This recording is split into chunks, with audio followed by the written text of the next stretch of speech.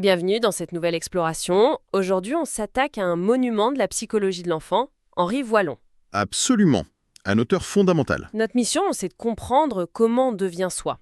Et d'après les sources qu'on a là, la réponse de Wallon, elle est tout sauf simple. Non, c'est clair. Pour lui, la personnalité, c'est pas un bloc figé. C'est un système vivant, en mouvement permanent. C'est ça. Et le personnage lui-même, déjà, est fascinant. Il était philosophe, médecin, psychologue et même homme politique. Ce mélange, c'est assez rare. C'est la clé pour comprendre sa pensée. C'est absolument la clé. On peut rien comprendre à Wallon si on oublie cette vision à 360 degrés. D'accord. Il refusait de découper l'enfant en tranches. Ici, le corps, là, les émotions, là, l'intelligence, oui. Exactement. Pour lui, tout est lié. Quand il observe un enfant, il voit l'être biologique, l'être social, l'être cognitif, tout en même temps. C'est ça son approche holistique. Il voit un tout. D'accord, un tout dynamique. Mais alors, sur quoi il construit cette vision unique ? Ce qui est assez surprenant quand on lit les textes, c'est de voir sur qui il s'appuie. On trouve deux noms qu'on n'imaginerait jamais côte à côte. Ah oui, je vois où vous voulez en venir. Darwin et Marx. Ça semble être un grand écart, non ? Comment il fait pour les réconcilier ? C'est là que réside son coup de génie, en fait. Il refuse de choisir entre la nature et la culture. L'inné et l'acquis. Voilà. Avec Darwin, il retient une chose simple. L'enfant, c'est d'abord un être biologique, un petit mammifère immature, fragile, complètement dépendant. Il naît inachevé, quoi. D'accord. Et sa première mission, c'est de survivre. Ses seuls outils au départ, c'est des mouvements, des cris, la base biologique incontournable. Ok, ça c'est pour le côté Darwin. Et Marx, il vient faire quoi là-dedans ? Marx, il lui apporte le deuxième pilier. Cet être biologique qui ne se développe pas sur une île déserte. Il est tout de suite plongé dans un milieu social. Une famille, une culture ? C'est ça, un milieu qui a ses propres règles, ses conflits. Et Wallon, qui est très inspiré par la dialectique de Marx, il va dire que le développement, c'est justement le résultat de la contradiction entre les besoins de l'enfant et les exigences du monde social. C'est un conflit permanent en quelque sorte. Exactement. La personnalité naît de ce conflit. Cette idée de tension est fascinante, mais ça reste un peu abstrait. Concrètement, comment il observe ça chez l'enfant ? Il va s'intéresser à 4 grands domaines. D'abord, la motricité, donc le geste, le corps. D'accord. Ensuite, l'affectivité, le monde des émotions. Après, la connaissance, l'intelligence, si vous voulez. Et enfin, la construction de la personne, le moi. Le moi. Mais le point crucial, c'est que la personnalité, c'est pas un 4e domaine à côté. C'est la synthèse de tout ça. Voilà. C'est l'intégration, jamais vraiment finie, de ces 4 dimensions. D'accord, donc on a ces 4 dimensions qui s'entremêlent. Mais qu'est-ce qui orchestre tout ça ? Il y a un moteur. Oui, et c'est une de ses idées les plus fortes, l'alternance fonctionnelle. Il faut imaginer le développement non pas comme une ligne droite, Une autoroute, ouais. mais plutôt comme un balancier. Ce balancier oscille en permanence entre 2 pôles. D'un côté, un pôle centripète, Centripète, c'est-à-dire ? tourné vers l'intérieur. L'enfant se concentre sur la construction de son moi. C'est une phase très subjective. Ok. Et de l'autre côté, un pôle centrifuge. Là, le balancier repart vers l'extérieur. L'enfant explore le monde, les objets, les autres. Et les crises entre les stades, pour lui, c'est pas des problèmes. Au contraire. Au contraire, c'est ça le vrai moteur du changement. J'aime beaucoup cette image du balancier, ça rend les choses très visuelles. Alors, faisons le voyage. Comment ça démarre au tout début de la vie ? Au départ, de la naissance à 6 mois environ, on est dans le stade de l'impulsivité motrice. Et là, le balancier est clairement du côté centrifuge, vers l'extérieur. À l'extérieur, donc. Oui, mais c'est un extérieur un peu brut. Le bébé, c'est du pur mouvement, des réflexes. Il a des spasmes, des gestes, il se contrôle pas. Et comment un simple cri de bébé, qui a l'air d'être juste un réflexe, peut être le début de la personnalité enfant ? C'est toute la magie de l'interaction. Prenez les pleurs. Au début, c'est une décharge motrice, une réaction biologique à la fin, quoi. Oui, bien sûr. Mais que se passe-t-il ? L'entourage arrive, interprète ce cri.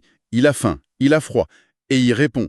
Et en y répondant, l'adulte transforme ce signal biologique en un acte de communication. Le social donne un sens au biologique. C'est le tout premier contact. C'est fou de penser que tout part de là. Donc, après cette phase très physique, j'imagine que le balancier repart dans l'autre sens. Un retour vers soi. Exactement. Le balancier repart violemment vers l'intérieur. On entre dans le stade émotionnel, de 3 mois à 1 an, une phase centripète. Et là, c'est l'émotion qui domine. L'affectivité domine tout. Le bébé va symbiotiser avec son entourage grâce aux émotions. Et Iten serait l'exemple le plus marquant de ce pouvoir des émotions. J'ai lu dans les sources que le sourire avait un rôle énorme. C'est capital, parce que le sourire, comme le cri au départ, c'est un peu un réflexe de bien-être. Mais quand la mère y répond avec son propre sourire, avec des mots, Le bébé comprend quelque chose. il comprend qu'il a un pouvoir sur l'autre. Il peut provoquer une réaction. Il n'est plus juste un corps qui subit. Il devient un acteur de la relation. Pour Wallon, c'est à ce moment-là que la vie psychique commence vraiment. On se découvre dans le regard de l'autre. D'accord. Donc, après le corps vers l'extérieur, puis les émotions vers l'intérieur, le balancier repart. Et de plus belle.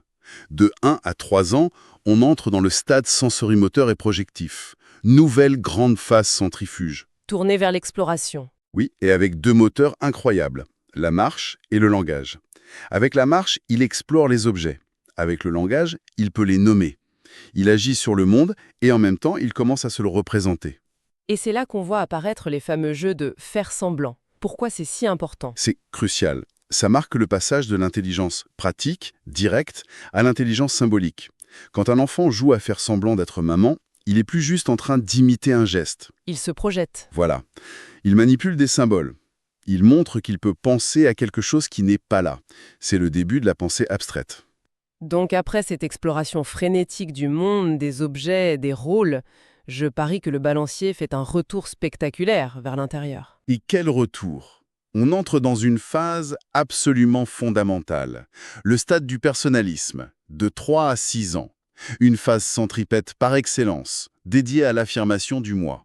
Si on ne devait en retenir qu'un, ce serait celui-là. Probablement. D'ailleurs, Wallon le décompose en 3 moments très nets. Oui, c'est une période qui est souvent... Compliqué pour les parents. La première étape, c'est l'opposition, le fameux âge du non. C'est exactement ça, vers 3 ans. Le non systématique pour tout, pour rien. Et les parents le voient comme de la provocation. Alors qu'en réalité, En réalité, c'est un des actes les plus constructifs qui soit. Pour exister, l'enfant doit se différencier. En disant non, il pose une frontière. Il dit « je ne suis pas toi, j'ai mes propres désirs ». Le moi se pose en s'opposant. c'est une perspective qui change tout. Et après s'être opposé, qu'est-ce qui se passe? Après la confrontation, c'est la séduction. Vers 4 ans, on entre dans une phase de grâce. De narcissisme. Un narcissisme intense, oui. L'enfant cherche à plaire, à être admiré. Regarde comme je suis beau, regarde ce que je sais faire. Il a besoin du regard de l'autre pour se construire une image positive de lui-même. Et la 3e étape de ce stade? C'est l'imitation vers 5 ans, mais une imitation différente. Ici, il imite des modèles qu'il admire, pour s'approprier leurs qualités. Il ne joue plus seulement à être le docteur, il veut être comme le docteur. Il construit son identité en empruntant des traits. C'est ça. On a l'enfant de 3 ans qui hurle « moi tout seul », puis à 5 ans, il imite à la perfection son parent à la caisse du supermarché. On voit tout le processus. C'est très clair. Alors, après cette intense construction du moi, j'imagine qu'on repart à la conquête du monde. Tout à fait. De 6 à 11 ans, c'est le stade catégoriel. Retour en mode centrifuge. La connaissance domine à nouveau. Mais l'intelligence a changé. Elle devient logique, organisée. L'âge de raison. Voilà. L'enfant peut classer, trier. Il comprend qu'un caniche et un berger allemand, ce sont tous les deux des chiens. Cette capacité à organiser le monde extérieur l'aide, en retour, à organiser son monde intérieur.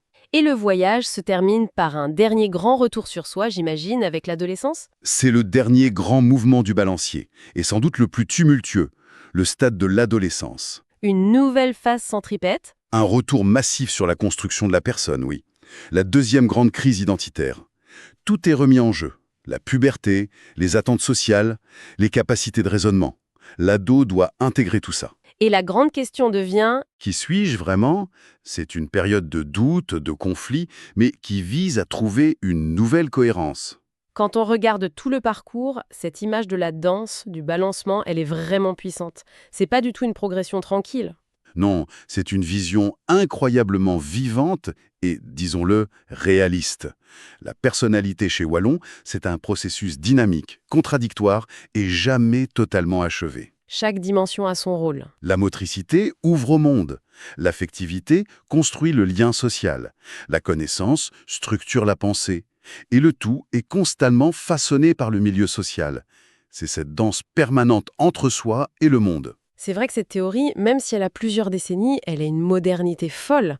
Elle est très proche de la vraie vie, avec ses crises, ses retours en arrière. Absolument. Et pour conclure, ça soulève une question assez vertigineuse pour notre époque. Wallon insiste sur le fait que le moi se construit toujours dans et par la relation aux autres. C'est le cœur de sa pensée. Alors si c'est le cas, on peut se demander quelle influence notre environnement social actuel, Avec les réseaux sociaux, oui. l'omniprésence du numérique, de la mise en scène de soi, quel impact tout ça pourrait avoir sur cette danse si délicate du développement de la personnalité aujourd'hui ?